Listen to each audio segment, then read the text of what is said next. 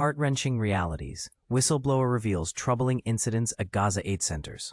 Lucy Williamson, BBC Middle East correspondent. Coming to you from Jerusalem, a former security worker for some of Gaza's recently established aid channels, funded by Israel and the United States, has disclosed to the BBC that he observed colleagues shooting at hungry Palestinians who weren't endangering anyone, employing even machine guns in some cases.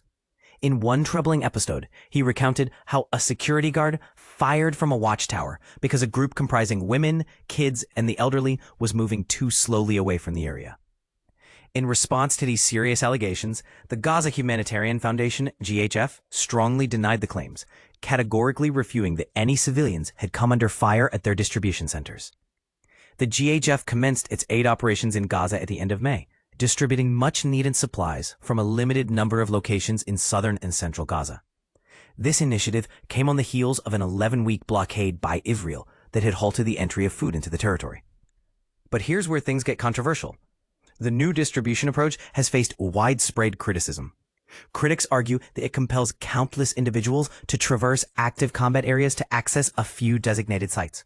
According to the UN and local medical professionals, Israeli forces have fatally shot over 400 Palestinians attempting to secure food aid from these centers since the GHF's inception. However, Israel maintains that the new system ensures aid reaches those in need directly while circumventing Hamas's control.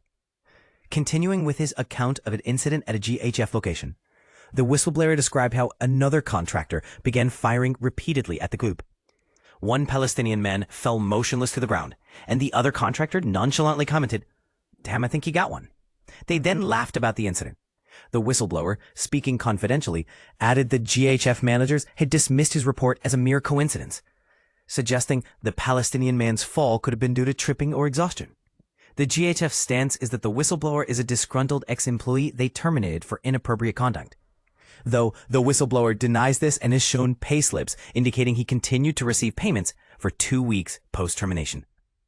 At all 4 GHS distribution sites, the whistleblower observed a troubling culture of unchecked behavior, where rules and regulations were minimal. They reported being instructed by a team leader to shoot to kill if they felt threatened. He emphasized that if Palestinians are leaving the area without showing any aggressive behavior, yet we still shoot warning shots at them, then we have acted wrongfully and failed in our duty. He mentioned that surveillance cameras were installed at each site and firmly contradicted the GHS claim that no one had been harmed or shot at, calling it a blatant falsehood. In a statement, GHS claimed that the gunshots heard in the footage were actually from Israeli forces.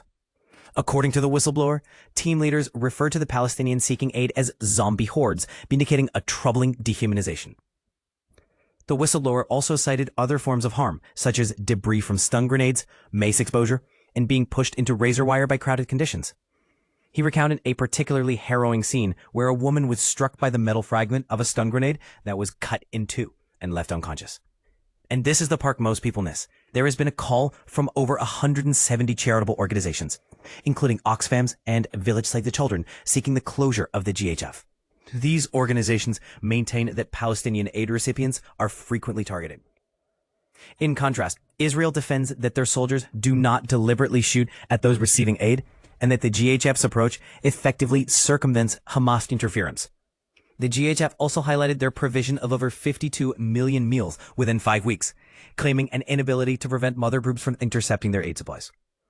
Israel launched a military campaign in Gaza following Hamas's 7 October 2023 attack on Israel that calmed around 1,200 lives and took 251 hostages.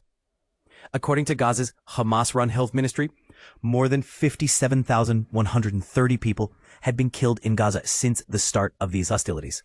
Share your thoughts. What do you believe about the challenges and controversies surrounding the GHF aid distribution system in Gaza?